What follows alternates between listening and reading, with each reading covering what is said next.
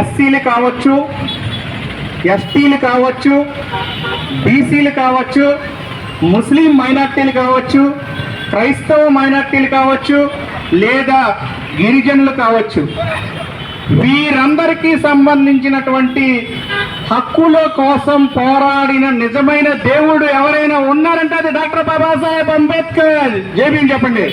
జై భీమ్, జై భీమ్. మరి ఈరోజు మనం ఏం చేస్తున్నాం? బాబాసాహెబ్ అంబేద్కర్ గారు విగ్రహాల్లో లేరు.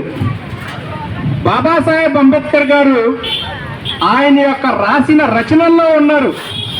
బాబాసాహెబ్ అంబేద్కర్ గారు ఆయన రాసిన పుస్తకాల్లో ఉన్నారు.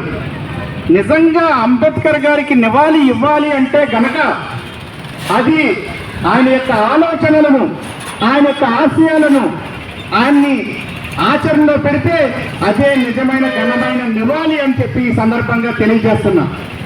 ఈరోజు ఇక్కడ మహిళలు ఉన్నారు. బాబాసాహెబ్ అంబేద్కర్ ఒక మాట చెప్పారు. ఏంటంటే మహిళలు ఈ సమాజంలో పురోగతి చెందినప్పుడు మాత్రమే సమాజం అభివృద్ధి చెందినట్లు లెక్క అన్నారు. అంటే మహిళల్లో కూడా కొన్ని అద్భుతమైనటువంటి ఆలోచనలు ఉంటాయి, కొన్ని అద్భుతాలు సృష్టించగల శక్తి ఉంటుంది. కానీ ఆర్థికంగా డబ్బులు లేకపోవచ్చు, కానీ ఆలోచనలో 1 కోటి రూపాయలు ఉన్నటువంటి వ్యక్తికి ఎటువంటి ఆలోచన ఉంటుందో మీకు అటువంటి ఆలోచనే ఉంటుంది. వాళ్ళకి కోట్లు ఉండొచ్చు, కానీ వాళ్ళకి ఎన్ని కోట్లు ఉన్నా కానీ వారికి ఉన్నది ఒకటే ఓటు, మీకు ఉన్నది కూడా ఒకటే ఓటు. ఓట్లు 2 లేవుగా. డాక్టర్ బాబాసాహెబ్ గారి ఒక గొప్పతనం అదే. ఈ దేశంలో భూమికి శిస్తు కట్టే వారికి మాత్రమే ఓట్లు హక్కు కావాలని కొంతమంది డిమాండ్ చేశారు. అదేవిధంగా మెట్రికులేషన్ అంటే 10th క్లాస్ పాస్ అయిన వారికి మాత్రమే ఓటు హక్కు కావాలని కొంతమంది డిమాండ్ చేశారు. కానీ 21 సంవత్సరాలు నిండిన ప్రతి ఒక్క వ్యక్తికి, పీడిత వర్గాలుగా ఉన్న ప్రతి ఒక్క వ్యక్తికి మరి ఓటు హక్కు కావాలని పోరాటం చేసినటువంటి వ్యక్తి బాబాసాహెబ్ అంబేద్కర్ గారు. గట్టిగా చప్పట్లు కొట్టాలి.